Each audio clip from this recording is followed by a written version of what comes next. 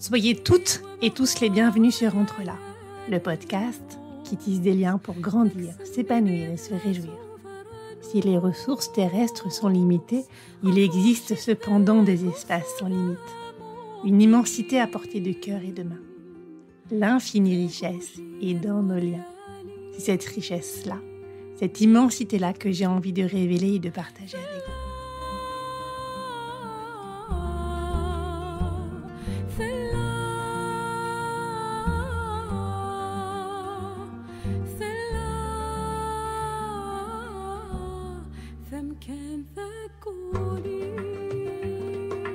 Une discussion récente avec un membre d'une équipe que j'accompagne m'a ramené à cette question vitale.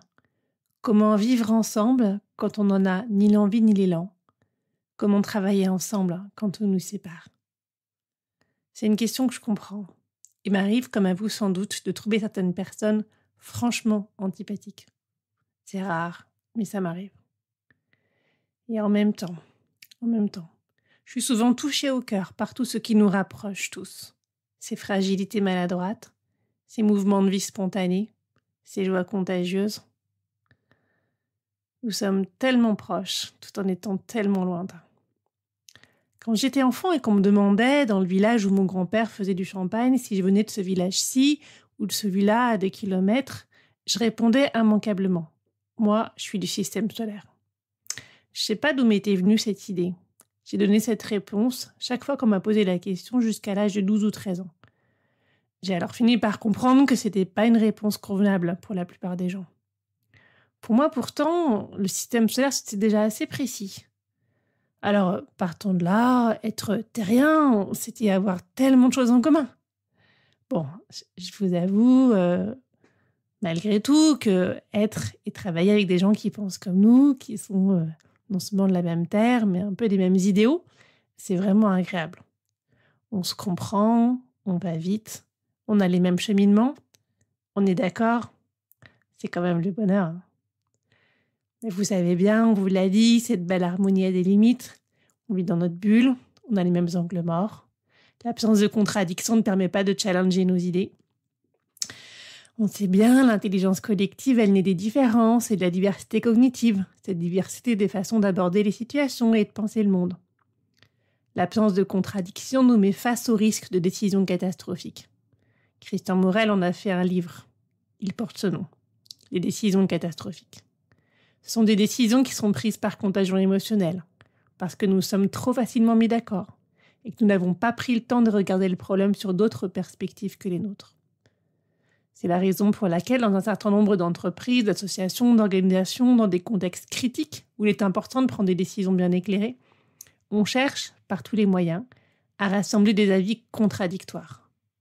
En théorie, c'est parfaitement intelligent de procéder ainsi. Mais en pratique, travailler avec des gens qui pensent et agissent autrement, en contradiction avec nos valeurs ou notre vision, surtout sur les sujets auxquels nous sommes particulièrement sensibles, c'est très difficile. La confrontation est rapidement insupportable, la discussion particulièrement inconfortable, le travail en commun terriblement ralenti. Les décisions prises dans des conditions de défiance sont parfois encore plus catastrophiques que celles des équipes qui s'entendent trop bien. Si la peur s'immisce dans l'affaire, c'est encore pire. C'est la mère des plus grands aveuglements. La peur génère la guerre, c'est quasi automatique. Nous voilà donc bloqués. Aucune décision n'est prise ou une décision est prise dans l'urgence par une personne qui ne consulte pas les autres et sans faire dans sa vision du monde. Donc, si on reprend, une équipe composée de semblables qui s'entendent bien risque de prendre de mauvaises décisions faute de contradictions, mais une équipe constituée de gens qui ne s'entendent pas et ont trop de différences s'en sortent encore moins bien. Alors, on fait comment, vous allez me dire ? Il arrive toujours un moment où nous nous trouvons confrontés à des personnes vraiment différentes qui ne voient pas le monde par le même prisme ou n'ont pas du tout les mêmes valeurs. Un peu comme ce voisin de palier qui laisse tomber ses emballages dans l'escalier et s'en fiche complètement alors que vous triez méticuleusement vos déchets. Ou ce collègue qui joue résolument perso alors que pour vous, la solidarité, c'est sacré. Et c'est juste dingue d'être individualiste à ce point dans un monde où on a tellement besoin de faire ensemble. Alors comment on se sort de ce guêpier ? En comprenant le fonctionnement de notre cerveau, nous avons les moyens de transformer nos conflits sans compromission. Nous allons voir comment nous pourrions rejoindre l'autre et nous écouter sans nous soumettre, ni tenter par tous les moyens de le convaincre. Sachant que dans convaincre, il y a vaincre. Et que quand l'autre a une dent contre nous, il est à peu près impossible de le convaincre. Puis vous savez, c'est Thomas d'Assembourg qui le disait. Convaincre les autres, en faire des convaincus en 2 mots, bon bref, peut-être c'est moyen. En tout cas, sans l'outillage dont nous allons parler, vous risquez de n'avoir pour seule arme que le rapport de force. Et si vous êtes dans une organisation hiérarchique, l'escalade, pour exiger une décision managériale qui tranchera comme un tribunal si elle parvient à trancher, pour ou contre. Pour reprendre en main notre destin dans nos conflits, professionnels ou personnels, quand nous nous sentons incapables de travailler avec des personnes qui nous semblent aux antipodes de qui nous sommes, je vous propose de passer en revue ce qui se passe dans une relation professionnelle ou personnelle qui fonctionne bien et ce qui se passe dans le cas contraire. Une fois que nous aurons compris les ressorts et analysé la situation honnêtement, les situations viendront assez vite, vous allez voir. Quand la collaboration marche bien, quand vous prenez du plaisir à être ou travailler avec quelqu'un, vous écoutez ses propositions, vous les accueillez, vous les comparez aux vôtres. Vous êtes en sécurité psychologique, ce qui permet d'avoir accès à l'ensemble de vos facultés cognitives. Bon, il y a fort à parier que vous aurez tendance à tenir compte d'abord de ce qui vous relie, car émotionnellement, vous vous sentez bien et vous avez envie de faire durer ces bonnes sensations. Vous pouvez rapprocher cette émotion du sentiment océanique qui a été décrit par Romain Rolland à Freud en 1927. C'est un désir d'unité. Cette sensation d'être naturellement aligné, en phase, est la source de certains de nos biais cognitifs qui influencent notre analyse et nos relations. Mais nous parlerons des biais une autre fois. Pour comprendre comment réussir à travailler ou à être simplement avec des gens quand tout semble nous séparer, revenons à cette relation professionnelle qui se passe bien. Si tout va bien, il est fort possible que vous puissiez vous exprimer librement, donner votre avis, partager de menus désaccords qui amènent à des conclusions plutôt rapides, assez consensuelles, relativement bonnes pour tous. Si cette relation compte pour vous et que vous êtes dans un climat ou dans vos relations personnelles, familiales, amicales ou dans vos autres projets, vous vivez des tensions, ou bien si vous êtes d'un tempérament à avoir un grand besoin d'harmonie, vous allez instinctivement éviter de rompre ces sensations positives en donnant un avis trop tranché, trop différent, qui pourrait susciter une tension. Intellectuellement, vous trouverez tous les arguments pour justifier de taire votre véritable sentiment ou pour vous rallier au bien fondé des propos de vos interlocuteurs. Évidemment, ce sera encore plus vrai si plusieurs personnes semblent être déjà d'accord ensemble. Alors oui, intellectuellement, vous trouverez tous les arguments, car vos émotions vous pousseront à trier les propos échangés en ce sens, et vous ne vous en rendrez peut-être même pas compte. Pourquoi ? Parce que vous captez par vos sens des milliards d'informations et que votre cerveau ne peut pas en enregistrer 1 sur 1000. Il paraît. Vos émotions feront la sélection. Vous pouvez croire que non, que vous êtes câblé pour être hyper objectif et rationnel. Oui, vous pouvez le croire. Mais la réalité, c'est que ce n'est pas vrai. Ce n'est pas possible d'accéder à l'information.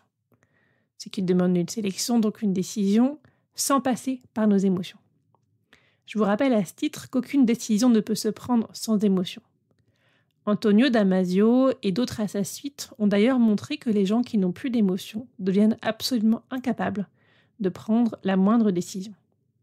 On devient rationnel non pas en refoulant nos émotions, mais quand on réalise qu'on a des émotions, qu'on les accepte, qu'on les traverse, qu'on agrandit ainsi le champ des perceptions qui remontent à la conscience et sont traitées par notre intellect, et puis aussi qu'on se donne un peu de temps, car la remontée à la conscience ne se fait pas à la vitesse de la lumière, même chez les gens très rapides et très doués.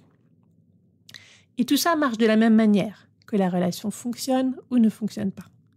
Si vous n'avez pas confiance en l'autre, vous aurez juste tendance à sélectionner les informations qui vous éloigneront de son avis. Mais je vous propose de ne pas en rester là, car nous n'avons pas encore compris pourquoi nous avons parfois l'impression, vis-à-vis de certaines personnes, que tout nous sépare. Je vous invite donc à plonger un peu plus profond dans les mécanismes de notre cerveau. Vous en avez entendu parler sans doute. Quand vous êtes avec quelqu'un, vos neurones miroirs s'activent. Ça vous rend empathique. Vous pouvez ainsi détecter les émotions de vos interlocuteurs, ce qui vous permet de comprendre leurs besoins et leur mode de fonctionnement. Ici, je vous propose d'ouvrir une parenthèse pour expliquer comment fonctionnent nos neurones miroirs. Ces neurones, vous en avez entendu parler, Dans les années 1990, différentes expériences sont faites avec des singes et des humains qui donnent les mêmes résultats. Quelqu'un prend un verre d'eau et boit. Dans son cerveau, différentes zones s'activent, liées à la soif, au mouvement, à la déglutition, etc. Et je vous passe un peu les détails. Ce que ces expériences ont montré, c'est que dans le cerveau de la personne qui regarde l'autre boire, imaginons que ce soit vous, il se passe exactement la même chose. Voir quelqu'un boire peut déclencher en vous la soif, de la même manière que voir quelqu'un bâiller a tendance à vous faire bâiller. Mais même si vous n'avez pas soif, vos neurones miroirs font la même chose que celui que vous avez regardé boire. Nos neurones s'activent tous en miroir. Du point de vue neuronal, nous sommes toujours le miroir de quelqu'un, et l'autre est toujours un miroir pour nous. C'est ainsi que depuis l'aube des temps, les animaux, comme les humains, apprennent par imitation. L'imitation est non seulement au cœur de nos apprentissages, mais aussi au cœur de toute relation. Ce que les chercheurs comme René Girard depuis les années 50, Jean-Michel Ougourlian et beaucoup d'autres dans son sillage ont montré que depuis les années 90, c'est qu'on ne peut pas ne pas activer nos neurones miroirs. On ne peut pas ne pas imiter, pour le meilleur et pour le pire. L'imitation est très fortement enracinée en nous, dans notre cerveau primitif, celui qui s'active en premier et sans que nous en ayons conscience.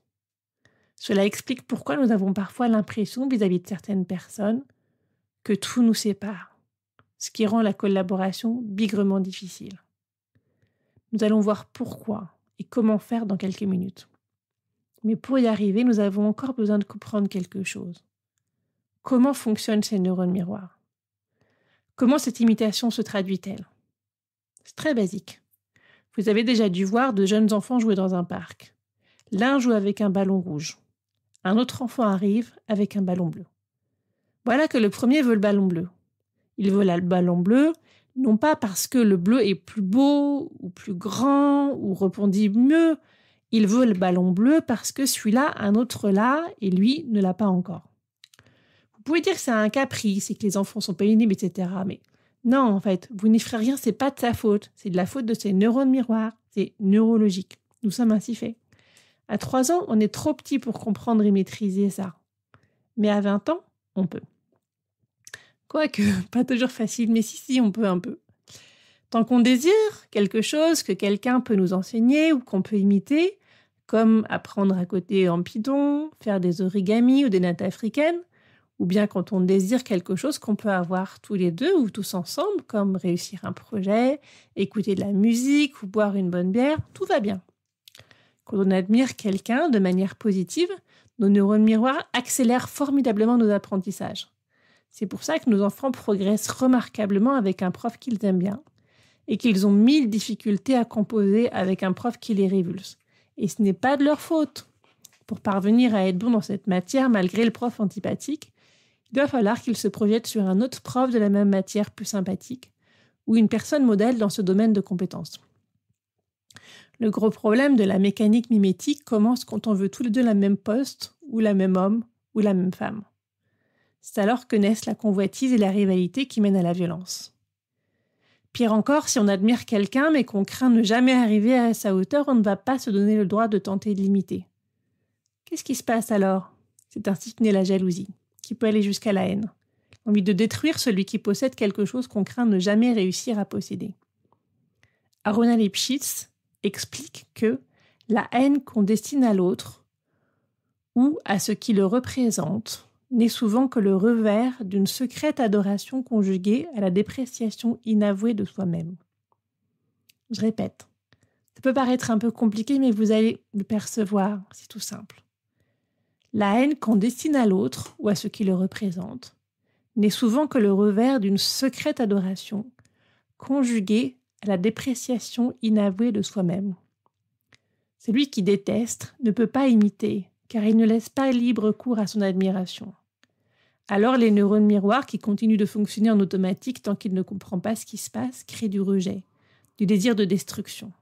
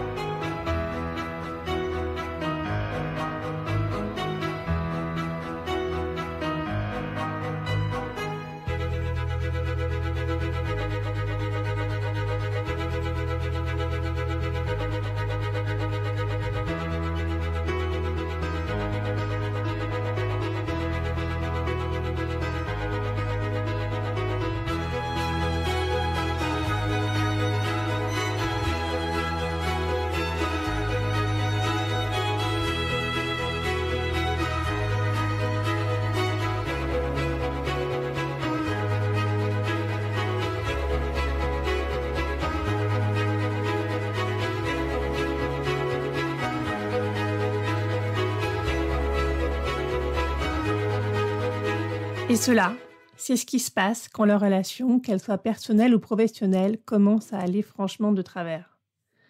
Quand la relation part en vrille, nos neurones miroirs continuent de s'activer. Et l'empathie qu'ils auraient pu susciter se transforme en rivalité, en jalousie, voire en haine. Ce dégoût est viscéral, il est dans les tripes, il est au-delà de l'émotion, il est au-delà de l'intellect, il ne se raisonne pas. Prenons un exemple auquel vous avez peut-être été déjà confronté. Vous devez travailler sur un projet avec quelqu'un qui, sans que vous ne sachiez pourquoi, vous met des bâtons dans les roues.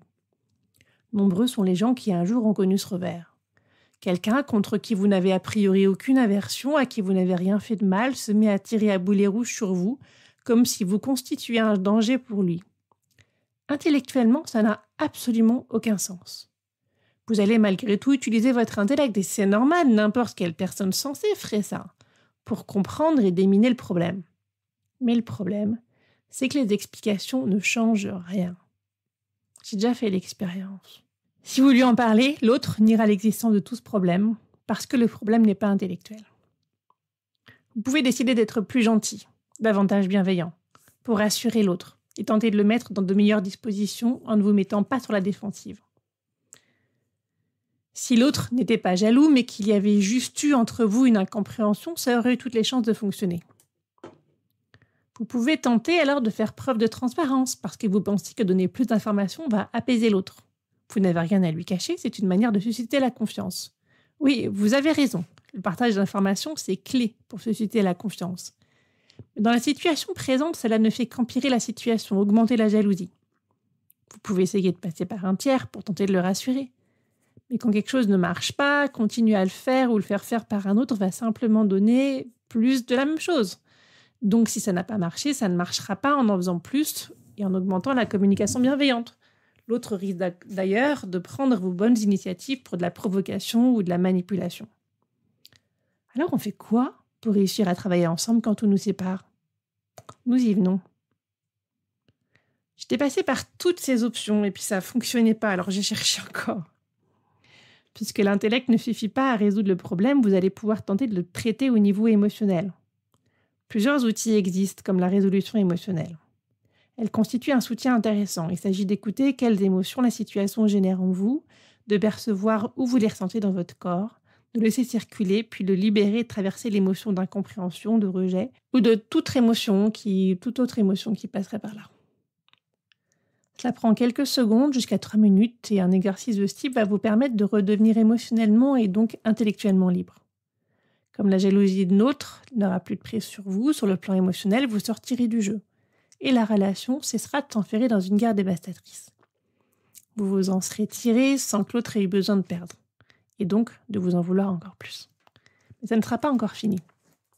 Bon, puis évidemment, si vous restez facialement de marbre en vous disant que vous êtes pas parfaitement neutre et que tout va bien, mais qu'intérieurement vous bouillonnez, ou qu'il y a encore un peu d'émotionnel là-dedans, n'en doutez pas, l'autre le percevra, car ses neurones miroirs sont activés aussi. Et lui, il est bien vigilant à tout ce qui arrive en vous. Mais à ce moment-là, une deuxième étape peut se produire, et c'est là que la magie de la thérapie mimétique peut avoir lieu. J'étais ravie quand j'ai découvert ça en lisant le travail de Jean-Michel Le Grelian et d'autres. Si vous êtes vraiment en paix face à l'autre, il est possible que l'occasion vous soit donnée de faire un geste d'imitation à l'égard de la personne qui vous en voulait. Et il est possible que ça suffise à l'apaiser. Si, je vous assure. C'est souvent quand ce geste est réalisé inconsciemment, comme une communication de corps à corps, que la magie opère. Le geste d'imitation peut être une façon de prendre un objet, reprendre un mot de vocabulaire, une façon de s'habiller, quelque chose en fait qui vous rapproche et qui va procurer l'apaisement. Alors, la jalousie de l'autre s'éteint au moment où l'autre voit ainsi son visage et son image de lui restaurée. Alors, vous allez pouvoir entendre ses arguments. Alors, il va pouvoir entendre les vôtres. Vous redevenez, tous deux, l'un pour l'autre, des êtres humains valables, même si vous n'êtes pas d'accord sur des sujets de fond. Et comme vous avez compris ce qui se joue, vous n'en êtes plus le jouet. Libéré de ces écueils émotionnels et mimétiques, vous allez pouvoir utiliser vos capacités intellectuelles à plein régime et tirer le meilleur de vos savoirs, de vos perspectives, de vos expériences, de vos visions différentes. Ça ne fera pas de vous des amis, mais vous pourrez travailler, vivre ensemble dans des conditions viables, le temps que ce projet s'achève, et si c'est un voisin, vous pourrez cohabiter dans le même immeuble, dans la même rue. Et si un jour vous sentez un sentiment de rivalité ou de jalousie monter en vous contre un collègue, un voisin, un partenaire ou n'importe qui d'autre, prenez conscience du mécanisme mimétique. Interrogez-le. Regardez honnêtement ce qui se passe. Y a-t-il quelque chose que l'autre a et que vous craignez de ne jamais avoir ? Pourriez-vous vous libérer de cette peur pour apprendre de cette personne ?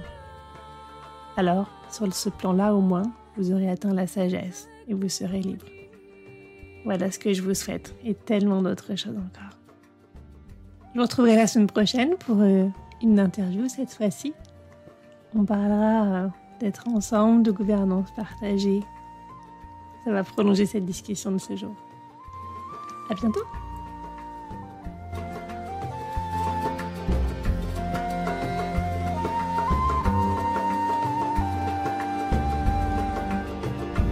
Ce podcast n'est pas seulement le mien, c'est aussi le vôtre, c'est le nôtre. Si vous voulez contribuer, intervenir, proposer, contactez-moi.